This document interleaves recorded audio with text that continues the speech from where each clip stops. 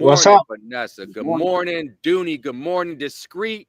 Good afternoon to you in the Thank you, man. UK. Good And, morning to you guys. depending where everybody is outside there today, opening that door with us, we want to welcome you and say a good morning, good afternoon, maybe a good night, because we have people tuning in from all over the place with us on the We Outside live cast. So we appreciate you all joining us today. We have two very, very special guests with us We today. do indeed.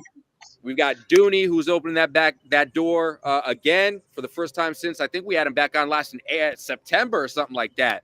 And Something like that. today he's got his queen, my sister, Vanessa, opening that door with us today as well. So we thank you both very, very much for joining us Yeah, and thank all the you outsiders guys. today. We're gonna have some really dope conversation today, and I want to say one thing real quick, Discreet, before I turn it over to you. Of course, Yeah, every person that joins us on this live cast becomes a family member. They're part of the We Outside family. But I am privileged and definitely. honored to call these two special human beings my family outside of the We Outside live cast. Beautiful people that I've had the ability to spend some time with. We damn near lived together for a week back in November. And then, Dooney, you and I did it again just about a month and a half ago when you helped me move out from Oklahoma City to Kansas City. So, real talk, y'all are family. I am privileged. I am honored, just as everybody is that is opening up that door today and joining us for this conversation. So we thank you for being here. Discreet, before I turn it over to them to give themselves an introduction to the people outside here, any thoughts that you want to share with the outsiders or Vanessa or Dooney today, brother? I mean, I know Dooney's already like just such a angel of a person, and I'm glad to meet his wife today. And I'm just looking forward to what she has to say because I know she's got a lot to say today. So we're going to try and keep Dooney quiet today. Let his wife talk. Nah, it's gonna be a lot of dope conversation. We're gonna talk about some real stuff today. We're gonna talk about some real stuff. We're gonna have some fun, but these are conversations that we're gonna have today that need to continuously be had, and that's a fact. And that's why we're going to continue to have these conversations. So with that said, Vanessa certainly would like to open up the opportunity for you to introduce yourself in your own words. Let the people outside know who you are and kind of just in general what you want to talk about today. Okay. Good morning, everyone. Good afternoon, good evening, good night. Normally my name is Vanessa Brown. I'm originally from St. Louis, Missouri. I reside here now and made my home in Sacramento, California. I would call myself an influencer. I love to speak to people, period, especially the children. That is what I do. I love to try to influence them, guide them, comfort them, whatever I can do to be there to support them. And so that's what I do. I have children of my own. My children are grown. I have grandchildren, 5 grandchildren, 2 godchildren, and a host of nieces and nephews and, other children that, kind of talk to me, look up to me, that I try to keep, on the right track and influence and help in any way that I can. So that's what I do. And so I'm here today really pretty much to speak on the children, the things that are happening in this world, and try to give some insight on what I think we could possibly do. Okay. We're definitely here for it, and we appreciate you taking that time with us today, Vanessa. And we're looking forward to this conversation because it's a real one. Yeah. And it needs to continuously be had. Doing it on my own, so I'm definitely looking forward to this. It will help me. Man, ain't that the truth? Dooney, you want to take a couple seconds and remind everybody out there, take the time to remind everybody who you are, what you're about, and where you're going to fit into this conversation today, my brother. Hello, kings and queens of the world. My name is John Windham. I'm a community activist, community leader, and a motivational speaker. I try to impart wisdom whenever I can on my brothers and sisters, on youth, on children, on babies. I try to give that positive energy, that positive light. And my queen Vanessa the same. I call her my twin because She has that same energy, that same light, that same drive when it comes, in that same passion and the same love when it comes to the children. Uh, and I would like, the world to hear what she has to say, because we speak all the time and we out there speaking to the youth. But it's time for these young ladies and these young men to hear it from a queen. They hear it a lot from men. But if they can't hear it from anyone else, I'm asking that you hear it from a queen, someone that gives life and respects it because she gives life. Right? Uh, Exactly. I'm sitting back. I'm honored to hear her speak today. So, Queen, I got you. Share your story, share your message, and I'm here for you. No, Thank that's you. I'm what's up. a fan too. Yeah. And this is where I'd like to start the conversation today. And Vanessa, we're going to start it kind of very similarly to how I discovered Dooney and how we started the conversation that we had with him back in September. And that Okay. simply is, give everybody the context. I discovered John from watching the Holden Court podcast that he was on with Rated over the summer, right? And the thing that struck me the most, that really hit me, and I was like, yo, I just got to tell this dude, thank you for saying this. What really struck me was when John has said on that during that conversation what it really means to be a gangster, right? And a lot of people get it twisted what that term really means, and what really spoke to me, Vanessa, which led to me reaching out to Dooney on Instagram just to say thank you for saying that, because that was some real shit, and it was fully felt. He said being a gangster is, ultimately, and I'm paraphrasing, but ultimately it's taking care of who you need to take care of. It's taking care of your family. It's taking care of the kids. It's taking care of the future, the youth. That going home and providing for your community as a whole, whether it's your direct blood related family or not, because a community is a family if you really think about it, right? And that's where I would like to start, respectively. So the question to you, Vanessa, is that something that you kind of agree with? And what are your general thoughts when Dooney gives his definition of what it really means to be a true gangster, if that makes sense? Okay. I do definitely agree with what he said as his definition of being a real gangster. He's an awesome person. Dooney is definitely, he's an awesome person all around, friend, companion. Anyone that knows him, it should be really, really blessed. Okay, really blessed. And I'm not just saying that. To me, sometimes I go, oh my God, it's too good to be true. But the things that come out of his mouth, he's very sincere. As far as the gangster, I do agree with that. Being a gangster is taking care of your family. It's someone who steps up, a man to me that steps up and handles his business, that's leading their family, their community in the right way. Now, everybody, oh, that's the OG. Yeah, OG means original gangster. Well, original gangsters went to work.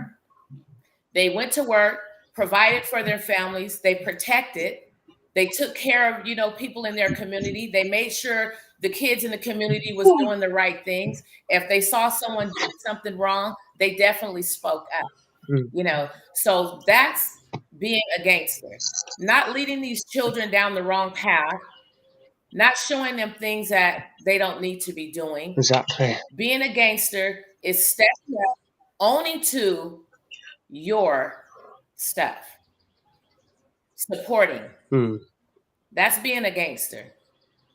Yes, that's being a gangster, doing the right And thing. I think, something that you just said there as well is really important for people in general, especially looking to be a gangster, right? Like the accountability piece of it. Like you Right. have to be accountable in life. And that's one thing that I appreciate about people that can do that, because we're not perfect, right? We're human beings.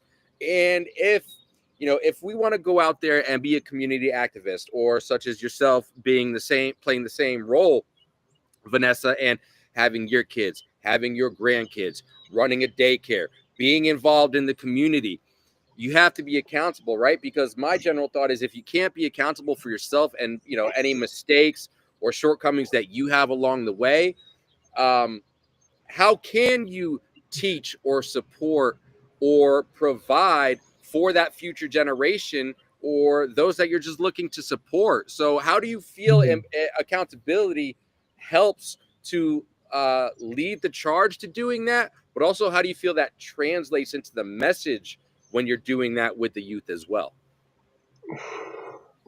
You got good questions. I'm sorry. I said he's got good questions, Mike. Appreciate you. Taking accountability is very important. One reason is because children are watching you. They're watching you. If we're not taking accountability for the things that we do, we can't expect them to take accountability for the things that they do. We have to be accountable for everything that we do. We're examples, not only to just children, but to the world as well. First and foremost, to God. You know, I believe in God. If God is not in your heart or in your life, then you're pretty much lost anyway. Yeah. So we have to take accountability because I'm going to be punished. He's watching everything. Because I didn't take accountability for. He knows everything. I'm sorry? He's watching everything. He knows what you're thinking. He knows what you're saying. He just knows everything. Yes. He doesn't take a day off, so Yes. you can't take He a day deals off with our from being heart. accountable. Exactly. Definitely. So we just have to take accountability, and you know, and I encourage parents to take accountability as well. A lot of times, us as parents feel that because we're the parent, whatever we say goes, whatever we do goes. But the children are watching us because it comes along with acknowledging feelings as well. So we're telling them what they did wrong or what they said wrong, you know, or how they said something. But what about how we deliver it? What about what we say? So we have to acknowledge their feelings as well. It's not always saying that because I'm acknowledging your feelings that you're right, but we still have to have that conversation when we're acknowledging feelings. Explain, you know, why or what would mean. Sometimes don't ask me why, don't ask no questions. Well, of course, as children, what do we have? We have questions. So it all comes along with taking accountability, acknowledging feelings, taking accountability for our actions, the things that we said, the things that we've done. You know, children sometimes see, you know, parents do things that they shouldn't do. So they mirror that. You know, so we have to take an accountability is very important. No, I agree with you, and that's something as a parent of Jupiter, and you guys both know Jupiter well enough. She's very intelligent, and she pays attention to things, just like you said, Vanessa. Like kids are paying attention, and there's times where I do have to catch myself. Like I'll say something to Jupiter, and she'll be like, "But you XYZ," and then I'm like, "Yo, right. I tell you what, right? So I think there's go ahead. There's things that I try not to. There's things I try not to do in front of my daughter. But right, I've been to certain places and certain houses, right, and the things I've seen happen in front of children, not like no one's getting hurt, but the things that they are seeing that they seem to think's harmless, and it's just like, what? They just don't care. Like what I've seen, I won't say on here because I won't go into detail, but it's just wrong. I've seen some things that shocked me anyway. No one's getting hurt, but it's still bad. There's Do you know what I mean? Well, I think there's no. Go ahead, there's many different forms of abuse. It doesn't have to be physical. Yeah. It could be psychological, emotional, spiritual, right? Things getting thrown around that kids shouldn't be seeing. Yeah, because we're not beating the child, we think we're not harming. Yeah. Right. Because we were raised a certain way when we were growing up, we tried to inflict this on our children instead of changing it if it was wrong, right? We just continue the cycle with time to change the cycle. And like she said, like deal with those feelings, those emotions. Communication is a skill set, right? It's not something that we're all born with, right? But if we work with our feelings and emotions and deal with our heart, then communication will be a lot easier, right? Mm. Man, isn't that isn't that the truth? And I don't care what age you are. That's something that people at any age need to understand, because I'm living proof of that, right? I mean, being an alcoholic, I'm 44 years old. I decided to stop drinking 3.5 years ago. I was a 40-year-old grown man, still probably growing, honestly, at the time when I became consciously aware that, like, yo, this is bad for me. And I need to be accountable to my actions, and not only my actions, but whether you want to call it a fault or whatever the case is, because I really had two choices at that point in time. I either can continue to drink alcohol and choose that as my life, or it was my family. Mm. And that's a fact. So I had to be accountable first and foremost to myself as much as I needed to be to my family, because if I wasn't accountable to understand why or the hows that I have issues with this substance, well, then I wouldn't be able to be the man that I am today. Mm. I wouldn't be able to be the father I am today. I wouldn't be able to be the husband that I am today. And I think it's important that, yeah, the good old saying goes, you can't teach an old dog new tricks. I say bullshit. It's to the points that you are both making, and specifically, Dooney, what you had just said. Like, you've got to be aware. You've got to be able to look at yourself, though, as well. And it goes back to that piece that Vanessa was talking about, accountability. You can do that, but you have to have the desire, want, and willingness to do so. Am I on point in saying that? And that's for either of you to go ahead and respond to.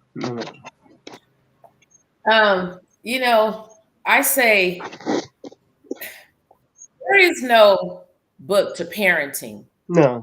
It's kind of a learn as you go thing, right? Because we don't know how children are going to act. We don't know how children are going to learn. We don't know any of this. We don't know, if our partner is going to be on board. We don't know, how they're going to teach. So we have to just make sure that we're careful with what we do around children. I want to go back to what I'm sorry, what is his name? Rob. Discreet. Yeah. Rob, Discreet. Yeah. Discreet. Go back to what Discreet was saying about, things that we do in our home, children, things that you've seen that you don't want to speak on. Well, I'm going to speak on some things that I've seen, okay? Yeah. Because this is what we're here for. I mean, to put on the table. I've seen things.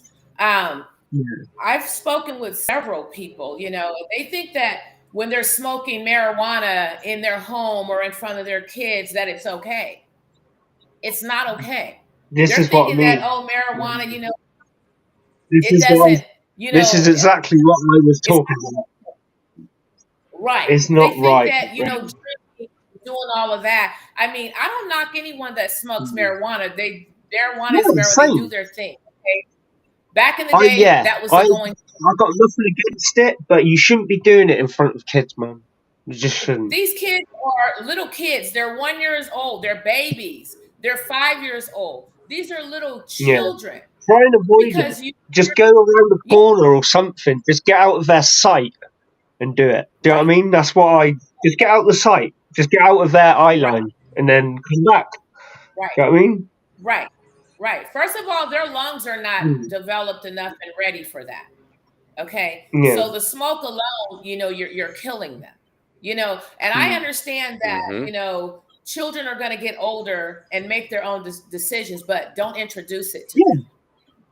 You don't have to introduce it to them. Then you wonder why your child is sneaking and drinking. Where's the alcohol going? I'm missing, some of my marijuana. Well, it's because your children, you're showing this to them and they're thinking it's okay. And this is a thing to do because now they have a peer pressure outside at school with their friends and everyone else. And you're telling them to don't do that. Don't be hanging out with this person. But they come home and you're doing the same thing that they're showing them in the streets. Yep. So who do they believe? Who do they follow? 9 times out of 10, it's going to be the friends. Because you know what? Mom and dad is doing it at home, so it must be okay. But they're telling me don't do it when I'm a kid. But still and yet, they're still doing it. So we have to be careful about what we're showing and teaching our children, because you're contradicting. You know what I'm saying? You're steadily bumping heads. Don't do this because it's one of those things where it's like, yep, that's exactly where I was just going. Do what I say, not what I do. It's like, that's an oxymoron if I've ever heard one. Right. But on the flip side, what are they doing too? They're getting high with them as well. Because they're trying to be their friends. And then you've got the challenge of, like, sometimes when you try and stop it, they want to do it more then. So then you've got another sort of battle of how to deal with it. Yes. And then you're saying it's something wrong with them. They're all upset. They're mad because you're trying to change, undo what you did. But at that point, it's too far gone. You're allowing them to smoke in the house, to do adult things, but then you want to tell them you're not grown. Well, you're smoking with me. You're allowing me to curse. You're allowing my friends to come over and do what we're doing. You're allowing my girlfriends and boyfriends to stay the night. We're allowing things in these homes that shouldn't be. We've lost control. We need to get it back. It's been happening for years. Not graduating. This was happening when my daughter was a baby. I've seen it everywhere. And now it's almost a different generation. Well, and I think the challenge there is too, Vanessa, to what you're talking about. Eventually, you're going to get to a point where there's no point of return because you've done so much to try and reel that back in, especially depending what age, the child might be at that point. Good luck. Especially with the influence out on the internet and TV and through friends and at school. There's so many influencers out there where there is no accountability, and it's tough, man. It really is, and I feel it because I'm in. You guys know, Jupiter is technically by definition my stepdaughter, but that's as close to a blood child as I'm ever gonna have, man. And I treat her as such, and so I'm in a co-parenting relationship with her father, and I'm not going to bash on anybody. That's just, I'm not going to, but I will say this. He's a child in and of himself.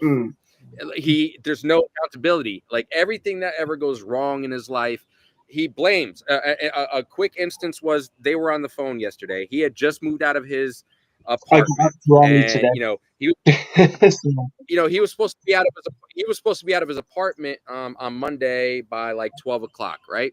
And if you weren't in the lease, $100 a day, right? This is a lease scenario. Ended up not getting out of his house till 6 o'clock. And I overheard him talking to Jupiter the other day, and he was blaming his landlord for him getting charged $100. Nah, bro, you were supposed to be out at noontime, and you were there till 7 o'clock that night. Don't blame the landlord. Blame yourself for not being out there. And you've known for 3 or 4 months that you were moving out. It's not like one day came and it was like, nah, I gotta move out. So like it bothers me, and I gotta bite my tongue in certain situations, right? Where you gotta pick and choose your battles. And unfortunately this is one of them, but it just irks me when there's no accountability, right? But it pisses, that bothers me, but it pisses me off when he starts putting things like that into our 10-year-old's head, that it's this person's fault. It's your fault.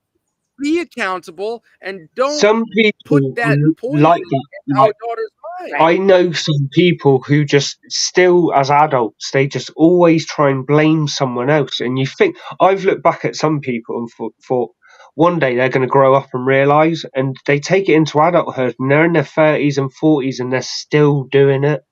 And it's just like, when are they going to learn? Some people don't, because that's the normal process. As you get older, you start to realise what you're meant to do, but it don't always happen with everybody. Right. Man. I appreciate that. And I have a question. This is going to both be, Vanessa, for you and Dooney. with, and this could pertain to the daycare. This could pertain to the youth that you work with in the community, whether it be now or stories in the experiences in the past.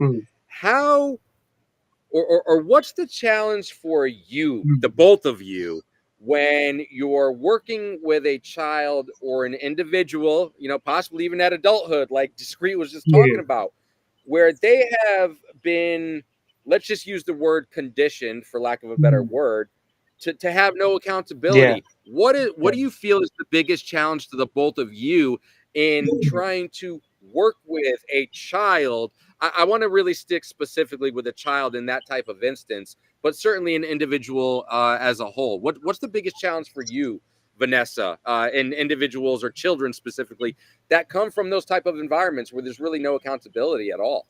The biggest challenge for me is getting a child to receive what I'm trying to instill in them, what I'm trying to give them, because we don't know the amount of damage that has already been done. So it's like taking off layers, removing layers. You know what I mean? It's removing layers to try to get to the root of the problem. Okay. There's, you don't know how much hurt and pain is there already. This is the thing. Because it's like they're already rebellious with their parents because of the things that they've said or done, or someone that has hurt them may not always be a parent, So it's the biggest challenge is getting them to receive the positivity, the energy, the love that I'm trying to give them. Removing those layers is a really big challenge. It's a very big challenge. Yeah, I would say that. Yes. Dooney, same question to you. What do you feel has been the biggest challenges, your experiences when you're dealing with specifically children or just an individual in general that comes from an environment where they're essentially almost taught, there's really no accountability that has to be had. You know what I mean? This is a new world for me.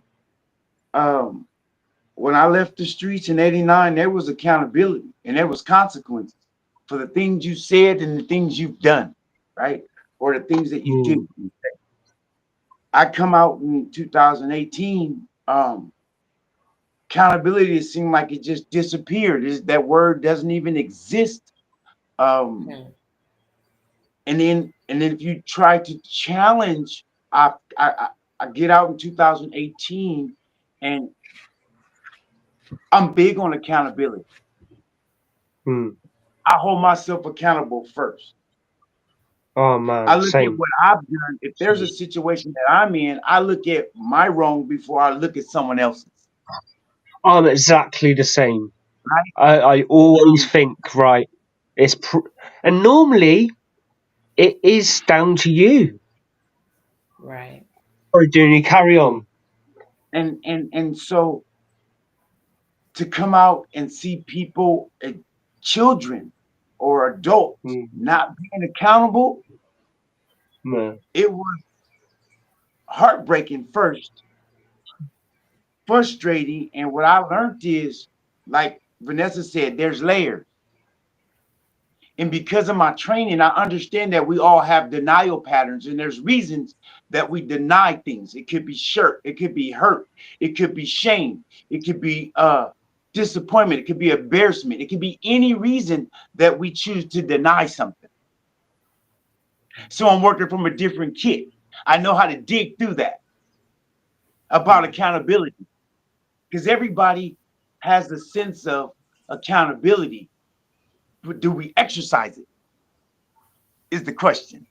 So I try to use methods to get them to love themselves and understand God first and right is first to get to that level of accountability, right?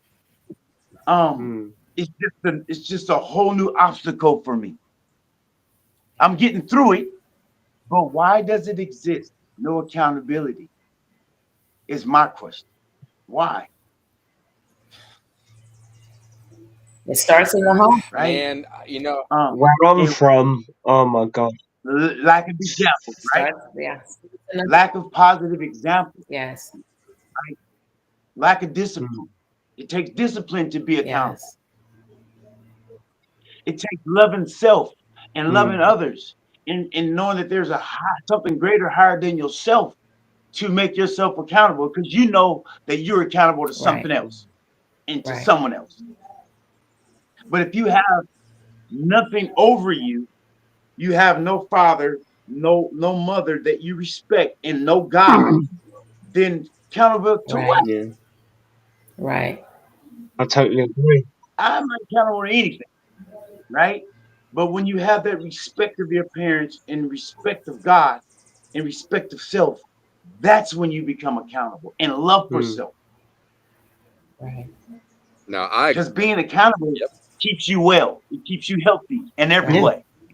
I totally I, agree. I And you couldn't agree can't more. love self if you're not being accountable. Man, ain't that the truth? And I think it goes back to something that Vanessa said earlier with respect to it starts in the home, right? That's a theme. Like, and I subscribe to that. And to what you just said, Dooney, about not having anybody to hold you accountable, whether it's in that home environment, that schooling environment, those are pieces of it. I think another part of it Mm, ultimately is it's easier not to hold people accountable, right? Like think about it from just the perspective in the day and that age that we're in, right?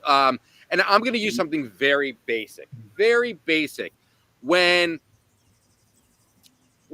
an adult, whether it's the parent or someone who's a babysitter or a grandparent or this or that, when they feel it gets to be too challenging to be dealing with a child or individual, adolescent, even in that day and age, what do they do these days?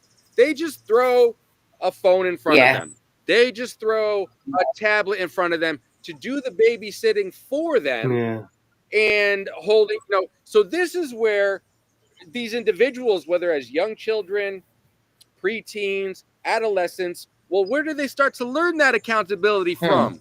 Or the way things should move? Well, they're learning it from the mm, TV. They're learning it from YouTube. yeah, They're learning it from other people. It's almost like having a false idol, yeah. Yes. right? I was going to say that's Like, not all the parents' fault because, like, in this day and age, like you can't. They're gonna like kick off if you try and give them anything else. If you try and give them anything but technology, they're going to say, "What is that?" And Yeah. that's not our fault. I don't think that's our fault. I mean, there was a time when it was our fault, but I think it's gone too far now. If you know what I'm Yeah. saying. it's Yes. no, for It's real. I see it, all the time, being a daycare provider, I have some great parents. Okay. I have some Mm. great daycare children, Yeah. but I've watched children grow from babies. So I'm pretty much helping parents raise their children because I have your children anywhere from 9 to 10 hours a day. Okay. So I Mm. have to make sure that I'm careful with what I do, what I say, how I teach, how I guide, lead these children. Definitely. Every move that I make, Mm. I'm very careful. But I Yeah. treat these children as if they're my own. I teach them Yeah. everything that I can possibly teach them to fill the void when parents are at work or at Yeah. school. I have to teach them accountability. I have to teach them, everything. Yeah. I teach them to apologize, to say please Yeah. and thank you, to respect each other and each other's space. Mm. Um, we have to really be careful on how we lead these children. We're not their friends. We're their No. parents. Yeah. We're their mentors, their guardian. We're their elders. We have to take accountability for our own actions because that's how they learn. Yeah. Well, Too. the child is watching Too. me do something. What do you Like think they're going to? honestly, kids are so like you've heard this in our country. Quick way of saying monkey see, monkey do. They watch us, Right. and they do exactly what we do. Anything they see Exactly. us do, they try and copy it. Exactly. Mhm. And we've got to be Exactly. responsible for that. When kids are around, you've got to be aware they're going to copy anything you do. Right. So Mm, let's get a little bit deeper because mm, young girls these days, us as women yeah. have made young girls think that they have to show their body. Mm, Everything has to be about being sexy. sex. You Yeah. have to be, sexy, and your breasts have to be out. You have to have on the little short Mm, skirts and dresses. I like to be sexy, mm. but I don't have to I, expose I my goods. just the other day, I Sexy. drove past a girl, and I swear to God, she must have been like she was the size of a 13-year-old from the back. She was young. She looked younger than my daughter, right? And her ass was hanging out of her shorts. And it was once I realised how old she probably was, I couldn't believe it. I was just like, no, what the? I was so shocked. It was just like, what the fuck? I can't believe it sometimes. Right. It's Right. bad. Right. Mm. A lot of these young girls look, older for their age. Mm. Um, Oh, this is just my honestly, eyes are bad. My eyes are bad. I had to get close enough, and it was just like, no. Right. I have to put my glasses Yeah, on, like my these contacts, glasses. I because need a new prescription. I have done for a long time. I keep thinking I need new glasses. right, right. But and it's you can't really tell how It's old these girls shocking. are because the parents need to keep up with their children. Mm. We're losing so many young girls because they're out here, with these guys that have no respect for them. No, and this is the thing. At that age, they want the attraction, but they don't realise where it's coming from. Sometimes some of these, they're not. It's Right. not good. Some of the attraction they're going to get. It's right, because it's a lot of there's been so many young girls that have been killed by their boyfriends. Mm. And predators. Well, they're growing up too fast. Yeah. Mhm. They're being allowed to grow up too fast. There is no way on this God-given earth did I not know where my children were. Man. I have girls. I've got my daughter on 2 sets of maps. Location. Them up and down the street. If I had to chase them up and down the street in the middle of the night, I'll do that. Man. If you were not where you were when I told you to be there, then hey, you won't be going My again. daughter, right, we've got a rule. I mean? Whenever I talk to my daughter when she's not with me, if she doesn't contact me within 30 minutes, I'm ringing the police. That's the rule. So, it's never got that bad yet, but within 30 minutes, you don't contact me, Right. I'm ringing. That's it. Right. Well, we pray that it doesn't get that bad. My daughters are grown, Yeah. and I'm in their business still. You know what I'm saying? It kills me how these children are allowed to tell parents to stay out of their business. The doctor's office. They have too many rights. I pay for your medical, but I don't get to know what's wrong with you unless you tell me it's okay. You have to tell them it's okay. Well, how about you pay for their bill? Or wait for them to pay for it. Since I don't get to know what's going on with my child, right? You take care of it. They're giving these children too many rights. They're allowing them to have too many rights. And then they want to say your child is out of control. And then blame you. Because that's the easiest thing to do, because you could be made the scapegoat, because you should be, because you're the parent. Yes. Like, what are we doing here?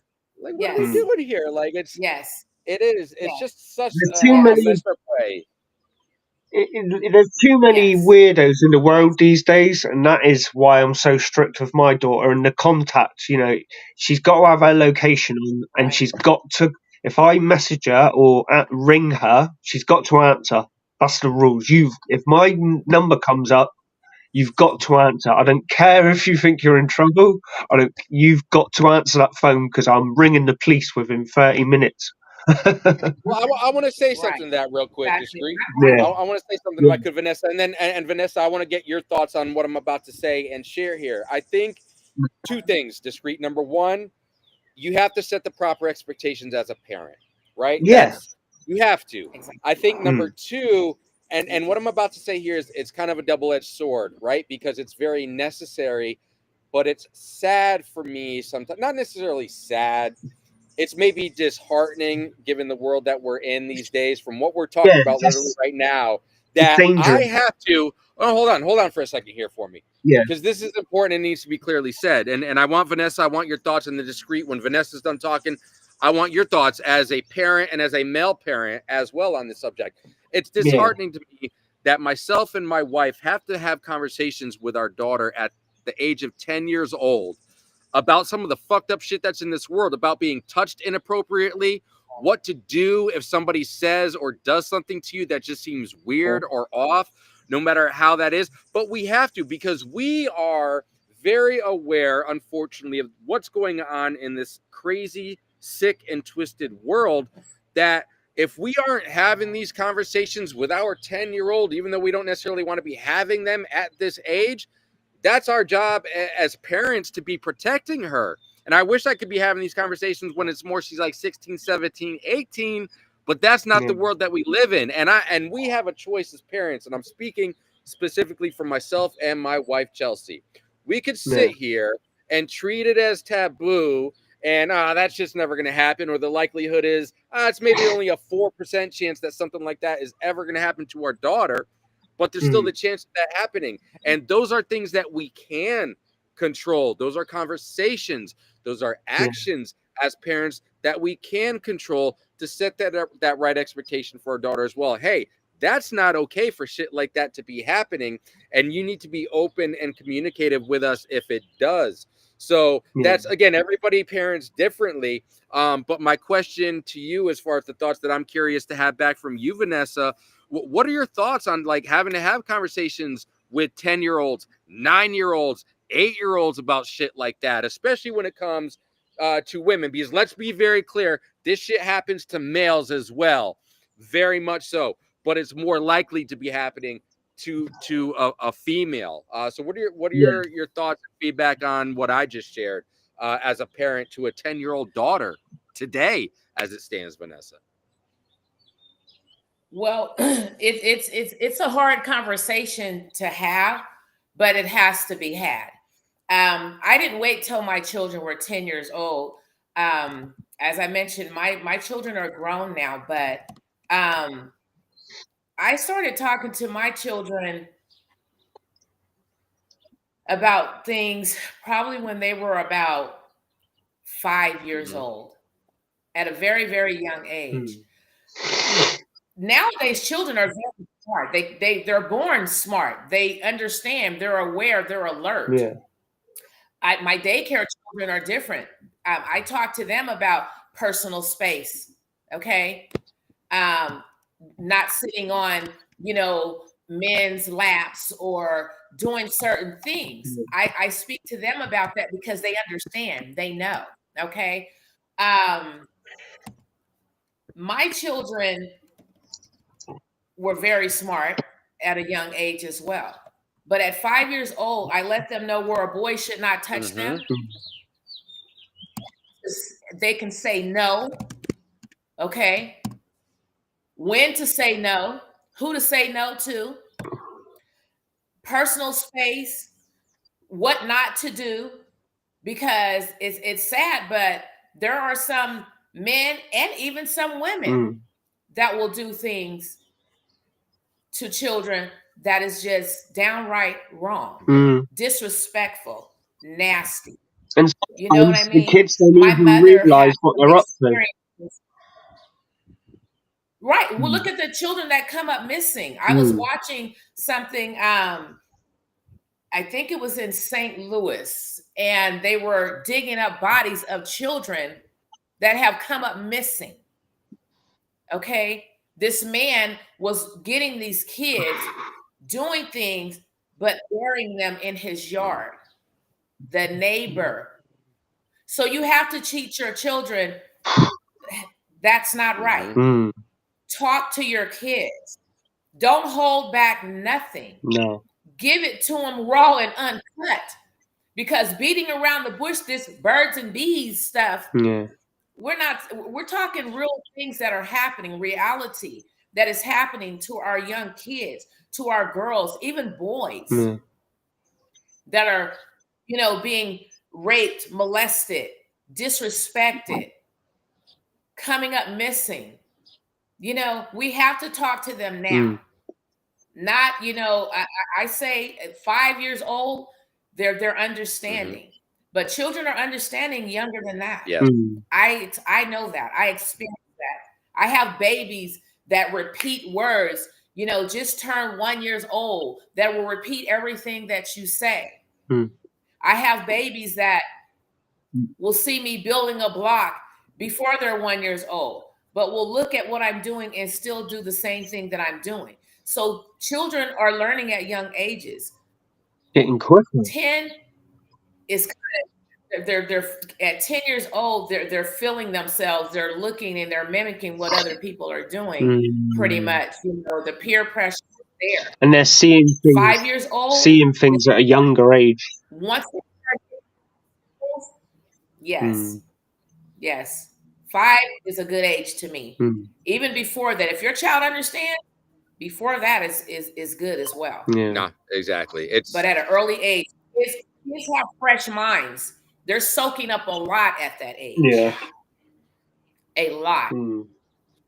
So either I like to say either you teach them or that babysitter called the tablet or the internet will teach. Because it's like I sometimes I don't they have them in their hand at 2 or 3 years I don't of think age, we even realise as adults. Like as adults, we know how easy it is to access certain things on the internet, and we don't stop to think, well, if that was that easy for me, how kids could just pick up a phone and do the same thing.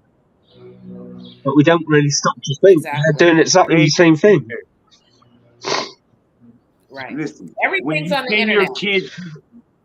When you send your kid to the babysitter, when parents send their kid to the babysitter, they're no longer parenting. They're working or they're doing college or doing whatever they're doing. The babysitter is controlling. Vanessa controls what goes inside these children's head and inside their heart.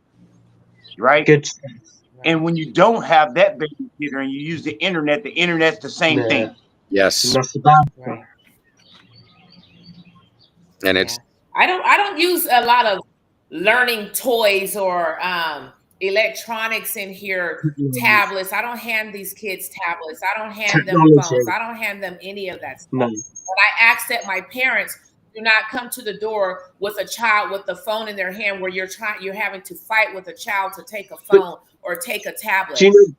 My daycare children are not allowed to bring electronic devices in here because we're learning together. Everything in here is learning. We learn through music. We learn, hands-on. We learn, through worksheets. I'm just old school with what I do. It's the way to do I'm it. not, anything we watch on TV is educational, So I teach these kids pretty much everything. I don't stop at just the basics. I teach them everything. About life. I teach them once they're the ABCs, what else they'll learn? Well, keep teaching. Go further. Teach them sign language. Teach them, how to, count in Spanish. Teach them how to say their colors in Spanish. I teach them the solar system, their states. My youngest was 2 years old and knew almost every state there was. Okay. So if we instill in them positive things, when they go to school, it's like, wow, if everyone's impressed with them, they're going to stick to that because it's like, ooh, I want to impress. But we teach them, it's okay to be cool. It's okay to be this way. And us as mothers and parents, is teaching them, oh, you always have to, be glamored up and be, with your chest out and, have your little, bottom hanging out. And this is what they're seeing at home. Then this is what they're going to start to mirror. Exactly. We have to get back in homes and come back to the table. We have to come back together at the table. Definitely. Talk to your children. Have dinner with them. Have conversations. How was your day? What happened in school? What did you learn? How's your sports going? What's on your mind? You know what I'm saying? What happened to you today? You know what I mean? We have to get into their heads. We have to show that we're interested in them, interested in what they're doing. We have interested in what happened at school. We acknowledge their we got to feelings. pull we got to pull those layers back. We got to pull those layers back of the onion, like you were talking about earlier. We got to get back to the table, and we got to be real with it. And parents have to stop trying to live through their children and making their children do things they want to do or they didn't do or they felt or they had a shortcoming with, right? They have to get to know their children and find out what their children want to do and support them children at that. Yo, it's crazy. You want to hear something to that, Dooney? You want to hear something real quick? I want to share a story. If I can, real quick. A couple years back, we're still living in Colorado. Jupiter's wrestling at this point in time, right? She's part of a wrestling club, and there was a young man. He was at this time, my guess, 11, 12 years old, right? 11, 12 years old, something like that. And his father, to your point, Dooney, that you're talking about, living vicariously through their children. His father, sports guy, yada, yada, yada. We all want the best for our kids, right? But at what cost? That's the question that I always have, because the cost that it was for this 11 and 12-year-old, his father was having him cut weight in order to make a certain wrestling thing. This is 11, 12 years old. Okay, we're not going for the USA Olympics. We're not going for NCAA. You want to know how he had him cutting weight? He had his son throwing up and starving before he went for his Friday night weigh-in. This kid's 11 and 12 years old. Are you not taking into account what this is physically and mentally doing to your child? Not just in the moment, but where this is going to go in the future? Because I know this dude enough. That now his kid is probably 14, 15, maybe 16. I bet you it's the same exact shit going on. How do you have your 11-year-old, 12-year-old forcing them to not eat or only eat certain things, or even worse, having him vomit so he can make weight for a youth wrestling tournament? Well, like, what the that's a fucking problem. That's a problem, man. Yeah. Like, that's sad. That's pressure. It's like my daughter. I got a. It's just us having accountability as well, though. The community and not saying something to that man. Right? We allowing him. We afraid of what he gonna say back to us, or how you gonna respond when we tell him, man, what you doing to your son is out of pocket. It's abuse. It's child abuse. What happened to us being accountable? What happened to the community stepping up saying something, though? A lot of people I don't mind being a bad guy in those situations, because it's really about the child when it comes to me. It's not about what a grown-ass man feels. Not one in this world to me. It's about the children, period. So that's where I stay. You know what I mean? And that's what I represent. And we just not doing it as a community, so them children suffer in right in public. And we're witnessing it, right? But we allow it to go on.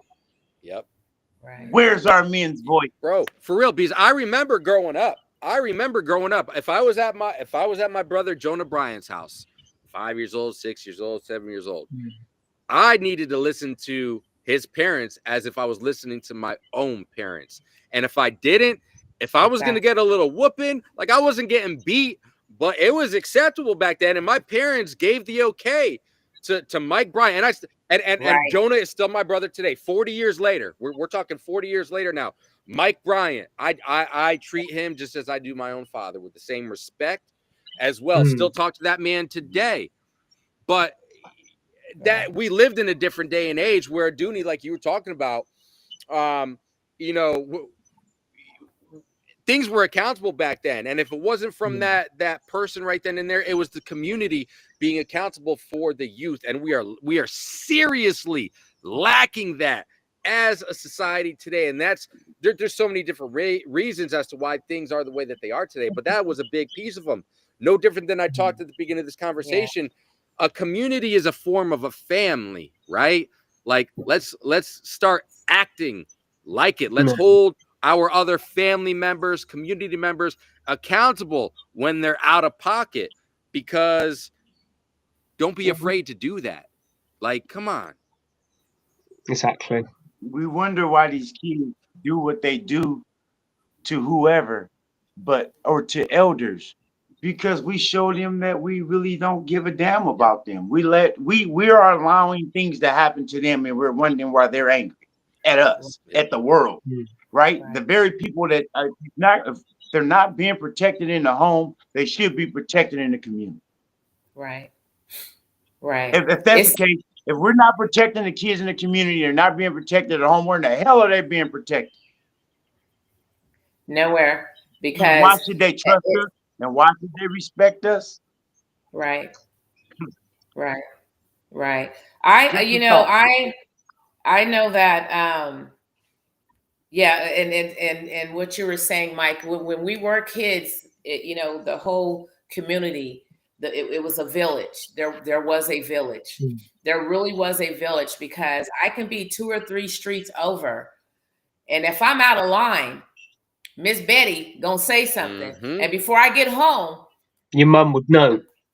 I already know what's gonna happen, because she got me over there, and my mama gonna get me when I get home. Yeah. You know what I mean? You start walking hella slow because you know you're gonna get your ass whooped. Yeah. Right. Yeah, so, and thinking, how am I gonna get out of this one? Right, how am I gonna get out of this one? Trust and believe. If Miss Betty says something to me, I'm already taking my time getting to the house. I'm putting rocks, doing everything I can, to take my time to get home, because I'm really gonna get it when I get home, because I've already been told. I didn't talk back to her. I didn't curse Miss Betty out. I didn't disrespect her.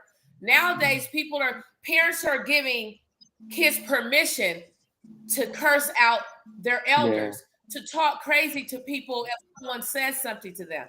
Little kids, you're not my mama. You can't tell me nothing, and we'll flat out call them out their name. I remember when I got suspended. And parents are condoning. Oh, sorry, it just triggered a memory. I remember once when I got suspended from school for allegedly smoking weed, right? It never got proven, so it's allegedly, right? Still to this day. But I remember being in school thinking to myself, my dad is going to kick my ass. And I was terrified, right? Luckily, my dad didn't find out. My mum kept it away from him because they were separated at the time. But I was so scared of my dad finding out, right? But I don't think kids get that these days. Do you know what I mean? You just made me think back to when I was a kid. I was terrified. We're taking away consequences, man. Parents are being friends with their children, so they don't have nothing to fear. When their kids get kicked out of school, they just get to come home and play, get on their tablet. Yeah. Right. Not saying that the school's the best. Kids don't really go outside and play anymore. Right. I'm not saying that the school's the best educational system. We're saying right now that's what we got. Yeah. And it's there for a reason, right? You're sending your kids there for a reason, I hope. Right? So and that we have to help that as well, though. We have to help educate and our children in the right way. We can't, right? It's not that I don't care what a child says, but I'm going to tell the child whatever I feel that child needs to hear. But I'm going to do it with finesse, tact, love, and compassion and empathy. But I'm going to tell you, child, because you need to be told that, even if your parents not going to tell you. Correct. Because it's about you. It's not about your parents. I'm not judging your parents. I'm saying maybe they don't know how to, or maybe they don't know they should. My thing is, I know, so I'm going to tell you what I feel you need to be told. It's not about the parents with me. It's about kids the child. Kids sometimes will tell other people things they want to tell their parents. Yes. Do you know what I mean? Fact. So, yeah. Because there's more of a don't comfort speak level. with someone else, and that's what Yeah, I yeah. encourage kids to do. And I always, when I talk to kids, I let them know, I don't know what kind of relationship you have with your parents, but if you have an uncle or an auntie, that you can talk to, that is positive, a positive influence, in your life, or just, period, reach out and talk to them, because these kids, some of these kids don't even get embraced, don't even get hugs in their home, because they're too busy being fussed at about something that they have done, or you're not paying attention because you're so into yourself and what you're doing with your life, that you're not acknowledging, what your children want to do and what's happening in their life. Yeah. These It's kids funny because my to, daughter, she's 13, and I always want to give her that massive hug, but she's at that weird age where she sees that as weird. Like, she don't like people hugging her, or me anyway. But I just want to give her the biggest hug sometimes. But I know she's at that teenage age where it's like, no, Dad, that's weird. Do you know what I mean? hug her away, because You have as to, she you have gets to talk her older, through that. when she becomes an Talk her Yeah. through adult, that. as she gets Love her older, through she's that. gonna understand. Yeah, And yeah, they And- do. They get to and- that age now where it's like, oh my gosh, my grandsons, my oldest grandchild is 24. yeah. And I her, she's been through some things, you know what I'm saying, in her life. Yeah. She's time, 5 years at a young age, at 18. And this is why it's important. It wasn't that we didn't talk, that I didn't talk to her, but her parents, I was in her life active, but her parents were not. And sometimes we can be there as grandparents, uncles, aunties, friends, you can have everybody in the world. But if you don't have that motherly love, that fatherly love, it's going to be a void in your life. You're going to feel like there's something, and I know that that's something that she wanted. You know what I mean? I know it wasn't anything that I did, and she, let me know that. But parents have to show up. It's time to show Definitely. up, because we're losing these children at a very young age. These young girls are being taken in the hands of these young boys and men, either putting them on the streets, introducing them to drugs, making them crash dummies, killing them. They're being, human trafficking. It's a lot of things that are going on that you need to open your eyes and talk to your children, especially your young girls. I mean, the boys need it just as much, really bad, because they need to understand and learn how to respect these young girls and these women as you would your mother. But what does that look like? Do they even respect their mother? Are they respecting their parents? That And part. why, if they're, why is that? Because you're trying to be their friend. You're not acknowledging feelings. You're putting them off to the side. You're throwing technology in their face. Who are they going to talk to? Who do they have to turn to? So when it's too late, then you're hurt. You want to show up. I've had to have these talks with my daughter. Yeah. Well, it's a lot it's that it's a lot that needs to be done. Like the president, it's a lot of cleaning up to do, but we need to step up. Somebody's got to do it though, right? Like I'm with what Dooney said earlier, where Dooney's like, yo, I'm gonna be that community member. If somebody's being out of pocket, I'm gonna tell them. And I'll give you an example. Like, we'll be out and about some places sometimes, right? And this isn't all the time, but when it's warranted. Like, if a kid, even if I don't know the kid, it's just a kid. We're at the park. Like yesterday, Jupiter and I went to the farmstead here in Kansas City. Dope experience. Kids running all over the place, blah, blah, blah, blah, blah, blah. But if I see a kid being out of pocket, like to a point where an adult needs to say something and there's not an adult there, or the parent's not paying the fuck attention, I'm going to say something. I'm going to say it in a very nice way, right? To be like, yo, that's not okay. You probably shouldn't be doing that. And I have had instances where a parent, again, I'm very nice and respectful in what I'm saying, right? But then I have a parent all of a sudden all of a sudden wants to show up and say something to me and say like I'm in the wrong. Listen, again, I'm going to be respectful about it, but to what Dooney said earlier, I'm going to let you know that you're out of pocket. I'm going to let you know why. Yeah. And if you want to say anything else further than that, then we can go around the corner and we can have a conversation. Just you and me. But I don't care because you guys have all heard me say this, what I'm about to say in some way, shape, or form. If I can, when my physical leaves this earth, right? If I could just have had an impact on one person, then my life was a success, right? Because I've at least made a good impact on one person that didn't have that impact, before I came into this world or I encountered them or whatever. So as long as I'm doing it in a respectful manner, and I agree with you, Dooney, as long as it's done in a respectful and constructive manner, then why not? Why shouldn't we step up as those community members and fill that void, even if it's in a very temporary instance at a park, at the zoo, at the farmstead? Because if these parents or grandparents or whoever is not setting the right expectation for the human that this individual needs to grow up and be, well, shit, I'm happy to raise my hand and be that person, even if it's in a temporary moment. You know what I mean? Right. Because it's your obligation. It's your duty as a human being, as a man, as God's child. Yep. Sometimes I say things to people like my daughter, and I've had it before where people say, "Oh, you're just too fussy about your daughter," and it's like she's been put in my custody, and now it's my responsibility. I'm here to do a better job than someone else did, and I don't care. I don't give a fuck what anyone thinks. I'm going to do whatever I want for my daughter. So fuck the rest of you. You got to take a time off from being the dad, bro. How? Exactly. There is no time off. I tell you what, I've got time off right now.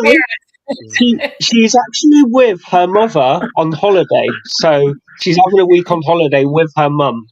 So I am actually having some time off. But when she's with me, there is no time off, is there? You don't get time off. You're on standby. You're on alert. Yeah. What time off, Dooney? Even though your child is not present, you're still going to be the man that you are to any child that comes around you. And you're still going to be that example, and you're still going to be that role model. You can never take that time off because some child is watching you. I tell you what, every time I'm around a kid, I treat it like it's my own. I'm there, like, if it's just about walking to danger, I'm like, whoa, watch it. And some people then will say to me, don't worry, it's not your kid. And it's like, well, I'm not going to stand here and let it just hurt itself, am I? Do you know what I mean? So we know that person would allow your kid to hurt itself. It's mad. It's like, what, do you think I'm going to stand here and take no notice? It was about to hurt himself. Do you know what I mean? It's like, what? I don't get time off. I don't get time off from daycare. I don't get time off from grandparenting. I don't get time off from being a parent. I don't get time off from being a friend, a daughter, nothing. I literally do not. And Dooney knows this. My phone every day is going to be my daughter, my grandchildren, my mother, somebody is going to call me for something. I don't get time off. I really do not get time off from anything, especially parenting and being a daycare provider. I can go to a kid party. Everybody wants me to come to their kids' party. I don't know why. I don't have any little. I can tell why. Can I not come to the party? It's not an option. And I go, and there'll be 10 parents there. These are your children. Where do they come? To me. Miss Vanessa, can you? And I'm going, I'm off. You have a whole parent. But I just do it. I just do it because they know that I'm going to do it. I'm going to make it happen. So, that's just how they are. And it makes the kids happier. It's the same thing to me as well. It's like to my young homies, to all young life, to my friends, to my family, to the community, and to God. I never take a day off and a time off from trying to live right and be right and love in all situations, even when there's situations that's not deserving love, but we all deserve love. So they do deserve love. So I give that. But you understand what I'm saying, Right. right? So It's a lifestyle. It's a lifestyle. It it's really who I is. am. I can never It is. do something to where I can see my little homie and say, you shouldn't have did that, homie. And he followed me in doing that. I can't do that. I have to be a model to my young homies. I have to be a model to the grandchildren. I have to be a model to the neighbors' kids. I have to be a model 24 hours a day. I don't get time off. So even in my head with the bullshit, I cut it off in 2 minutes. It's done because it'll become a part of you, right? You got to be careful about what you think. Mm-hmm. You have to be careful about your thoughts, right? Oh, Right. So definitely. I don't Yeah. mull over nothing for longer than 2 minutes. I don't care what it is. I let it go. Vanessa's been witness. I'm saying I choose love and of self first Yeah. to take yourself Right. through anything for no reason because of a thought. And the thought is like raindrops. They're going to come and go. Innit? Let me come back. I'll You do have to 5 love minutes, yourself, bro. right? You're good. Go do your thing. Yes, sir. No, you're right though, Dooney, and You have to you love have self, to. And Vanessa, you know. you And said something earlier too as well. Like, I mean, with your children grown as they are now, I subscribe to the same thing. Like, I feel, and I tell Jupiter all the time, like, yo, if I'm lucky enough to still be here in the physical by the time that you get to an adult, or when you might be a parent Right. yourself, I'm me being your parent, that is never gonna change. Like, at the end of the day, yes, I'm gonna respect the fact that you're an adult and you're living your own life at this point. But my job Right. until the right, day that I take my last breath, that my job is always a Hmm. parent. Like that's a Yes. fact. Like, I'll be respectful, but I'm Right. that's still I strongly feel that is very much always going to be my role, no matter, if I'm lucky enough to be 95 years old still living this earth, and she's 60 something years old, she's probably going to be a Right. grandparent maybe a couple Right. times over at that point, if that's the way her life goes. But yo, Right. I'm still your parent. That Right. shit don't change, right? Like, It doesn't. I tell my daughter, my youngest daughter is 39. She'll be 40 this year, and we have conversations where I still tell her, I'm still learning as a yeah, parent. I still have to, acknowledge feelings as well. Um, we had a conversation just recently about her telling me about something that happened, or she's going through, or something that she did that maybe she should have took care of a different way, and then I gave my input about it, and she goes, Sorry, guys. I don't that's okay. I don't necessarily always want you to give your opinion. It's hard as a parent to not give your opinion when you've done yeah, something that I feel like, well, that wasn't to me a responsible way to handle things. So I'm going to, as a parent, our instinct is to give you our opinion. You may not, take it. mm-hmm. You may not, use it, but you're going to think about it next time. You're going to think about, well, what you Yes, did, what was the it outcome would be of, your irresponsible. actions the first time. So you're going to definitely be more responsible. So it's hard as a parent to stop parenting and turn that off. I don't know anything about turning on and off Yeah, parenting.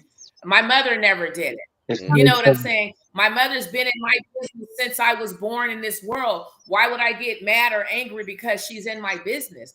Well, because she cares. Because if she didn't say anything, Yep. then I'm going to start thinking, well, you don't even care. And I tell these youngsters, when I talk to them, well, why do you think your parents are telling you these things? Why do you think, they're telling you positive things? Because it's definitely not because they don't love you. Exactly. It's because they've either experienced it themselves, saw someone experience it, and they don't want you to have to go through it. I So always it's say to parenting is people, not a on or off. I always say, I'm sorry. sorry for interrupting again. I always say to people sometimes when No, they're telling me what to do, I just look at them and I say, "You're not my mum or dad." And even if I was 60 and my mum and dad were still around, they're the only two people that I would take orders from.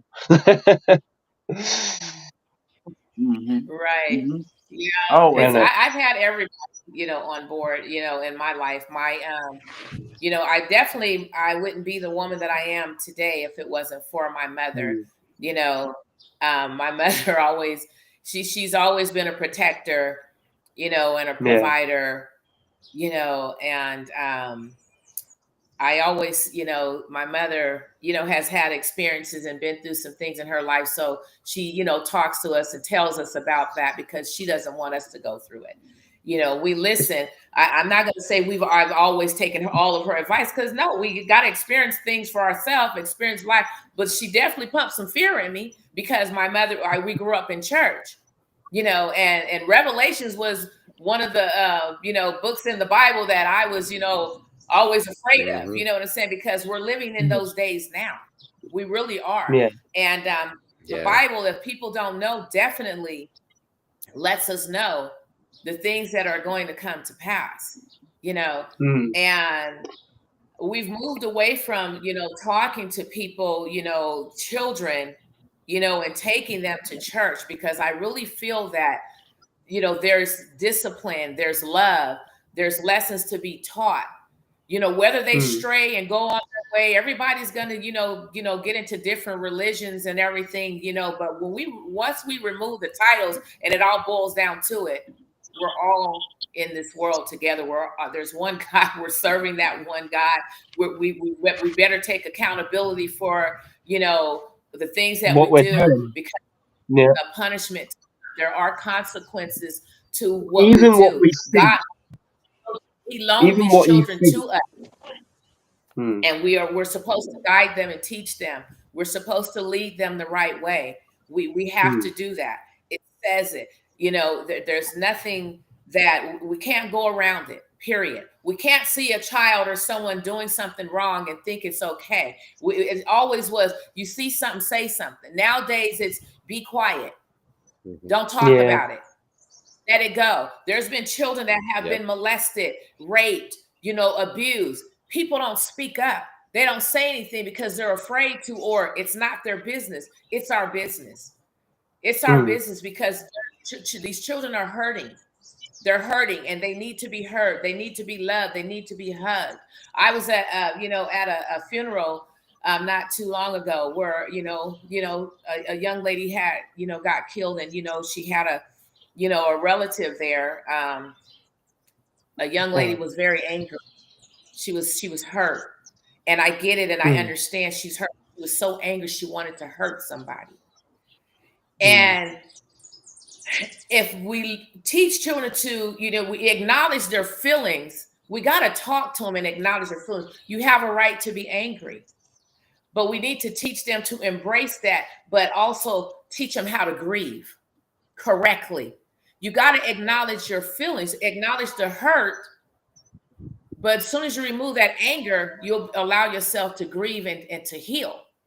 So, everyone around me, I was uneasy. And I was telling Dooney, I said, I just want to talk to her. I want to embrace her. I want to. But if God moves me to do something, I'm going to do it. So on my heart, I said, she needs a hug. Go and talk to her, because no one would. They let her do, and it's okay. Let them express their feelings. And it's not that everyone around her didn't see it or not. Maybe they didn't know how to approach her. You know what I mean? Maybe they felt that, it was into something else. But my heart said, go over there and talk to her. So I walked up to her and I whispered in her ear. And I said, do you mind if I pray with you? Can I give you a hug? Can I talk to you for a moment? And she was kind of, uneasy. And I get it. You don't know me. You don't know anything about me. Mm-hmm. So I grabbed her and I hugged her and I talked to her in her ear and I let her know that I loved her and I understood what she was going through and that it was okay to be hurt. And I began to pray for her. And the young lady that was with her, just stood there and, just held her hand. She started to calm down. And I told her that I loved her. I said, and if you want my number and you want to call and talk to me, I'm here for you. It doesn't matter the time or day. And when I tell people that, I mean what I say. We can't put words out there that has no meaning. And I don't do that.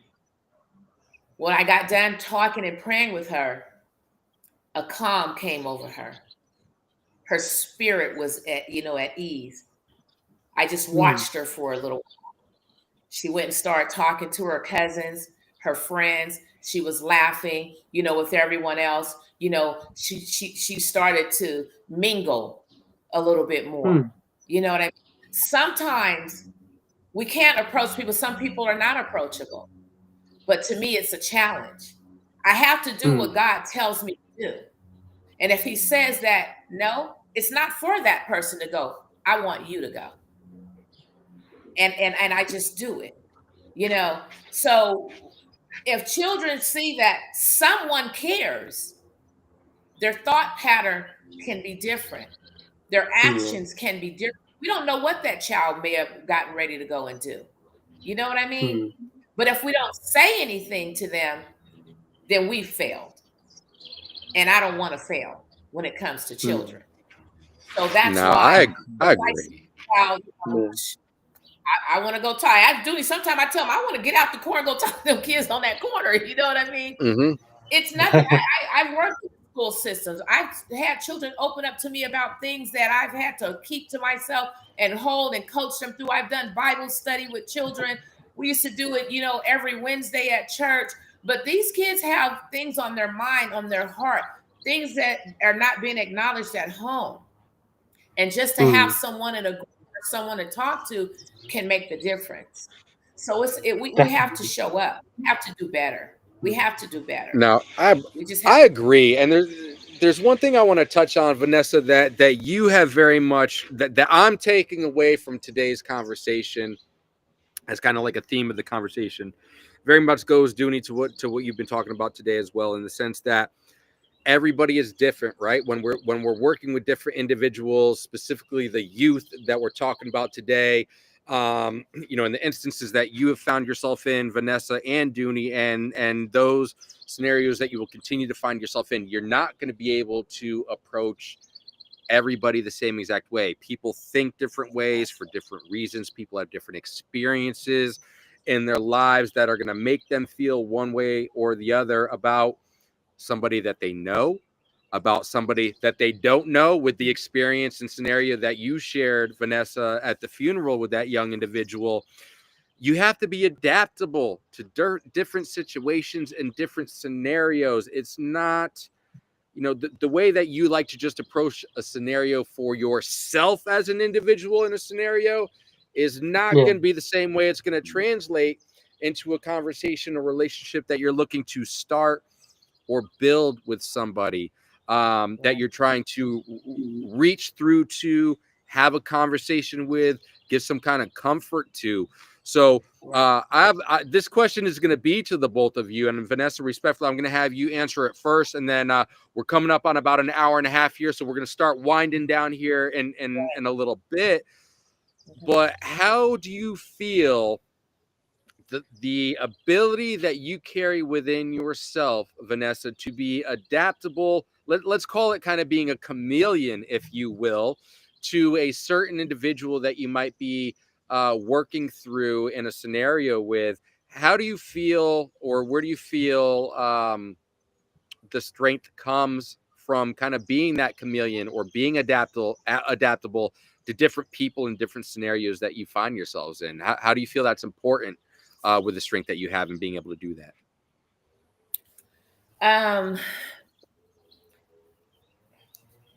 In different scenarios,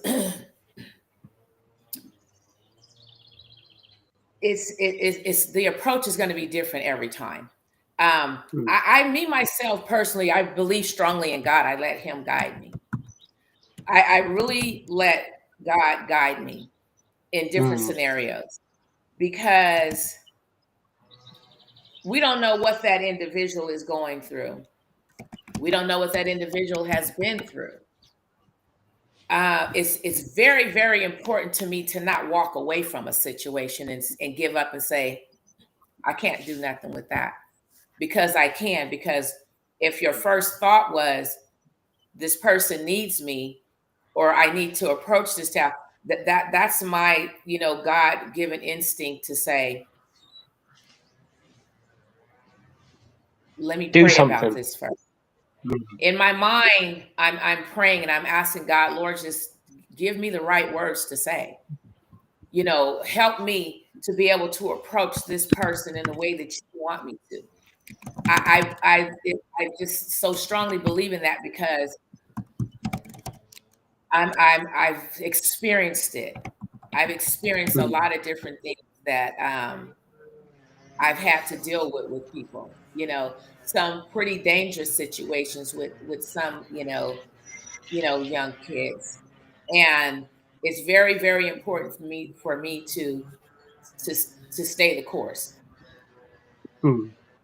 pray about it, to approach this person. It can be with, hey, how you doing? You look like you need a hug today. You know what I'm saying? To me, hugs are everything. Hugs have energy. There's energy in hugs. Oh my gosh. You do. You can feel it. And hugs are everything. Yeah. There's energy. Children may not be getting hugs. Even adults, you know what I mean, may not be getting hugs. It's very important on how you approach someone. Me, I approach people, hey, how are you doing? Can I pray with you? Can I talk to you? It's okay if you don't want me to, but is it okay if we just pray together? Is it something on your mind?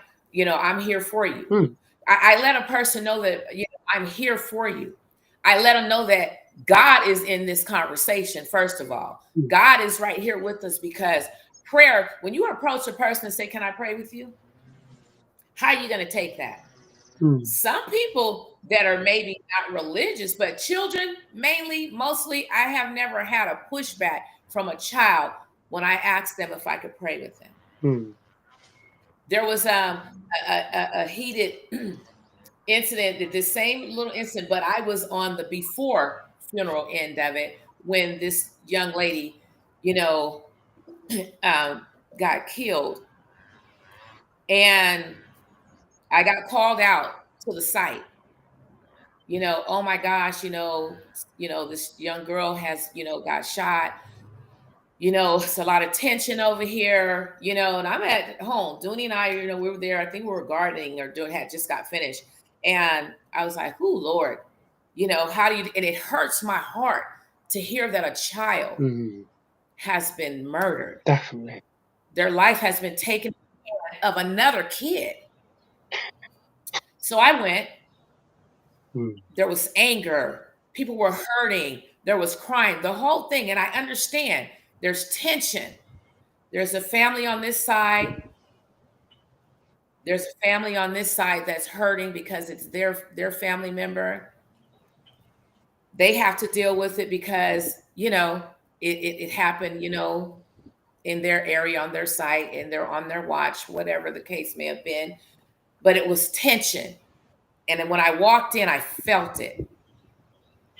They're grieving, they're crying, they're angry. There's young men out there, young girls, everybody's in an uproar. So I'm over here talking to the family members that I know on this side, and they're telling me and they're talking, and I'm going, okay. My daughter says, Mom, pray. Going, you need to. I said, I know.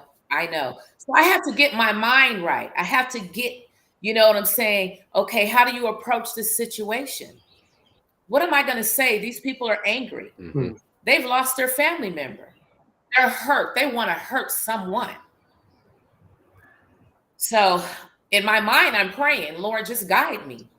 What is it that you want me to do? Because it's not always what I want to do. It's what he wants me to do.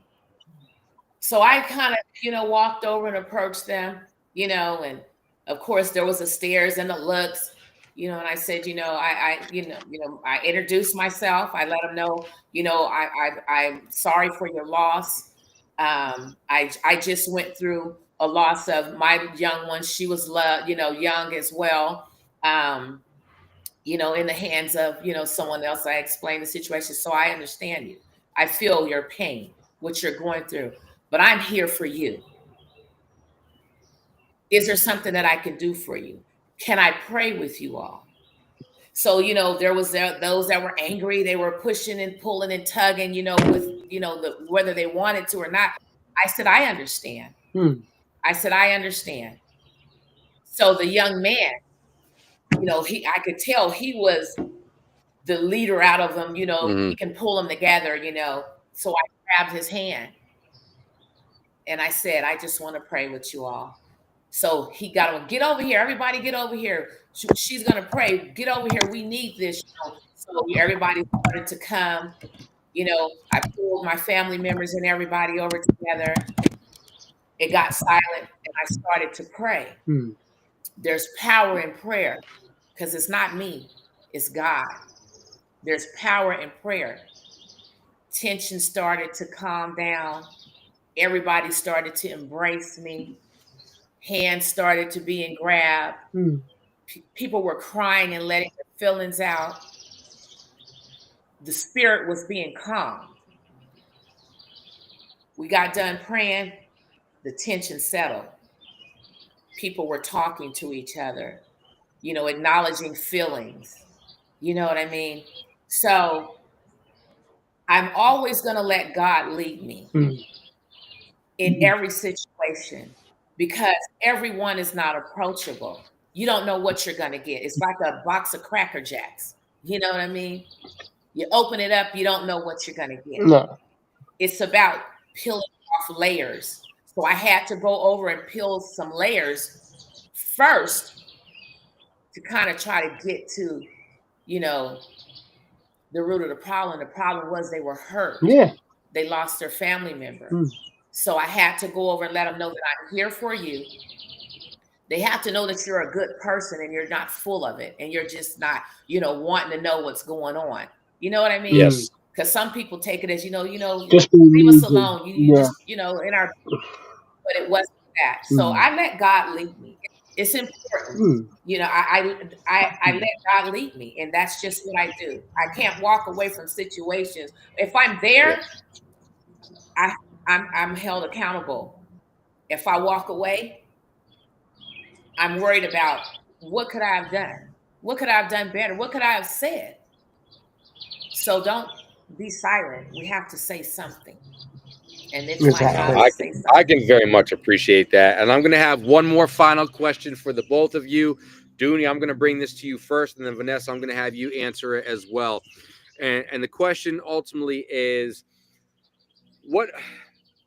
because a lot of people, and the reason I'm bringing this question up, there are really two reasons. The main reason is a lot of people, when they do something in life, whether it's for themselves, for a cause, for another human being, right? There's always the acronym WIFM, right? WIFM. What's in it for me, right? So my question to you is, and I'm asking it this way for a reason, because I have a feeling, knowing both of you as well as I do, I have a feeling I kind of have an understanding of what the responses are going to be, which is why I'm asking the question, so the people can understand you guys a little bit more like I do, right? And so the question ultimately is, when you're giving yourselves up, when you're living this lifestyle of being community activists, of being that community member that's going to step up when nobody else will, even if it's another family member of this community individual that you're not helping, what's in it for you guys? What are the whys behind why you are giving yourselves and pieces of yourselves to these people in some cases that you don't even know. You don't even know these people. So what's in it for you guys? Let the people know. Dooney, we're gonna go with you first. I'm gonna let I you think I answer know it, the answer. and then Vanessa, I'm gonna let you answer after him. But Dooney, why are you doing this, bro? First, God. That's what I thought. He's First, watching. God. Second, you are me.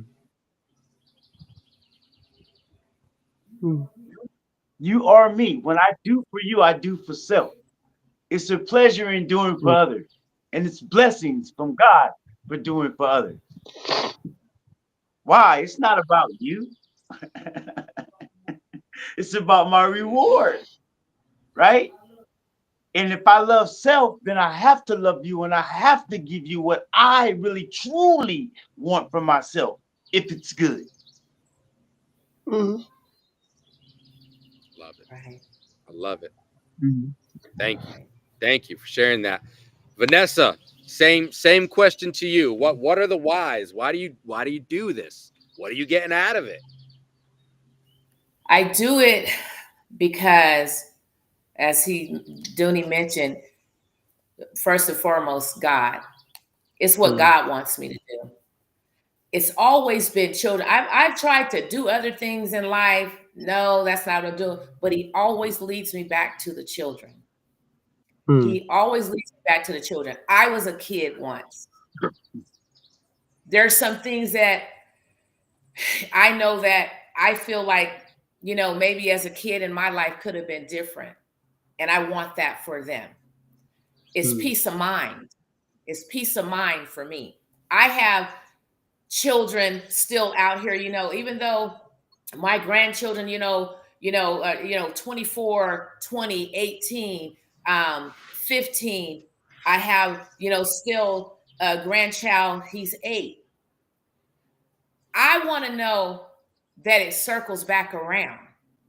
Karma don't like nobody. Is a BITCA. Okay. If I'm not out here being an example to these children, what are my grandchildren getting in the streets? I want to know that what I put out comes back. Yeah. Okay. Karma's real. It's real. I still have, kids that are looking at me. So who am I to lead someone else wrong or not to, speak up and be there? My grandchildren, my children will call me in a situation with other kids. Mom, you need to talk to her kids. You need to pray for this. You need to do this. They always call me for that. And I don't know why, but in my mind, I say, Lord, why me? I don't ask questions. I just do it. I do it for God. It's first and foremost is for him. It's what he wants me to do. I do it for him. I do it for my children. I do it for my grandchildren. Peace of mind. I just hope that, I say or do something that saves a child, that an adult, that leads someone the right way. I hope that I can say something, that they receive and makes a difference in their life. If I could save the world, I would. I really carry the weight of the world on my shoulder. And I'm sorry, I tear up with that because it's real to me. It's real. Yeah. It's real. It's so much. Sometimes I don't want to watch news because it's so much negativity. But if we don't watch it, we don't know what's going on around us. We can't let and these how to children try to find a solution to help. If there's a child that's been killed, these kids are dying young. We used to bury the old. Now we're burying these kids at a young age. So we're going to fail if we don't say something. It gets real. It gets real. I do it because it's in my heart. It's out of love. That's why I do it. I do it because I love. And I love that thought. And something that you said there towards the end, Vanessa, really reminds me of something that Tupac said, back in the early to mid 90s, right? About being changed, right? He goes, I may not necessarily be the one that sparks that change, but I may be the one that sparks that mind, that sparks that Right. change. And Right. that's what we can control, right? We Right. can't control everything in this world, right? Like you both have mentioned, there's a lot of Yes. energy in this world. We're only a small part of the energy that is in this world. But we do Right. have the ability day in and day out to control the energy and the type of energy that we as individuals are going to be able to put out into this world. And I think Right. that shit is real that you just said. And that's something that I live by, bringing it down from what you said into what, Pac said in that statement. I might not be the one that changes the world, but I may be the one that sparks the mind that changes the world. And it has to start somewhere. It may not be in our generation. It may not be the next generation, but we have control to make a difference. Every day that we wake up, it's a blessing, right? Because we're given another opportunity to do something with the time that we are given to be here. And it is a blessing because whether we know what's going to happen that day or not, we are given the opportunity to go out and do something in this world. And have always appreciated about the both of you that's truly what you do every morning when you guys wake up. This is real for you. It is a lifestyle. You are truly giving yourselves back to the community that you live in, to the youth that you serve, to the youth that you don't necessarily serve, and to everybody out there as a whole. And I think if you can go out and just live, and this is for everybody out there watching this right now live, or if you can see it down the road, if you could go out with that simple intent every day, then your life is going to be the most beautiful life that ever can be lived for you as an individual. I strongly believe that. I subscribe to that. And again, no different than I said at the beginning of the conversation when we started today. I am honored and privileged to call you guys family members. You guys are always going to be family to me and my family. And I thank you guys. I thank you guys for popping out and sharing your thoughts with us today. And I'm going to give you guys the final thoughts. But before I do, Discreet, any thoughts or takeaways that you would like to share on the live cast this morning before we close the door? All I would say is, and I know it's going to happen anyway, just keep doing what you're doing, and it's just beautiful. So that's all I would say, is just keep doing it. But I know you're going to anyway, because I can tell that just shines through anyway. So we don't got no choice. Right. Exactly. Yeah. Yes, definitely. Right. We don't have a choice, man. When you do it for God, and one thing I want to say, like, we all have to remember that there's a little boy in every man, and there's a little girl in every Definitely. woman.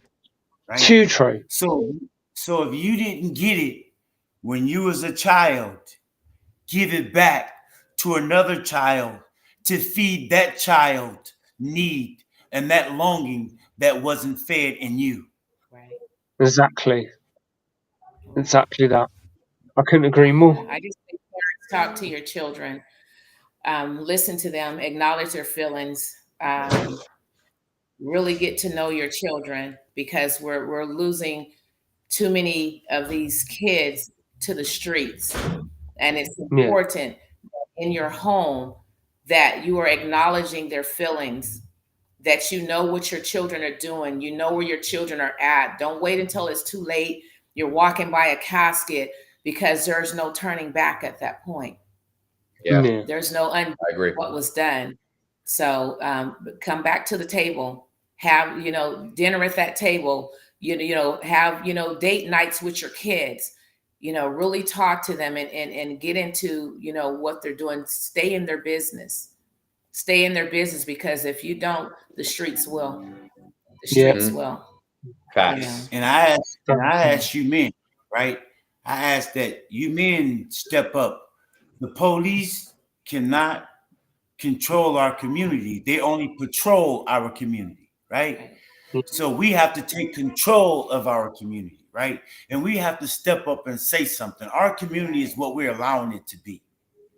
I'm not saying you got to go out and do anything violent, but what you have to do is take that time to talk to that young man. You say he can't be talked to. Could you have been talked to at that age? And if not, what could someone have said to allow you, to feel comfortable to speak with them? Those are the questions you have to ask yourself. Stop giving up and wondering why these kids are doing what they're doing. You got to stop thinking about self and think about that child. And everybody has an end. I'll say that. Yeah. And if you care enough and you come with the right energy and you come with God, you'll get in. Can't lose. I agree. Thank you so much for the both of you joining us here today. We appreciate it. Definitely. Yes, sir. Thank you so much. Thank y'all. As well, Mike, I appreciate you. Discreet. Much love to you, Discreet. Thank It's a you. pleasure meeting you. Hopefully, we'll see you again. Oh, Definitely, you both be blessed. thank you.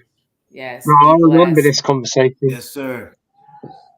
Now we're gonna pop out and do this again. My computer started to die, which is why I came off camera, but I'm still here. But no, thank you for real. I appreciate you guys both.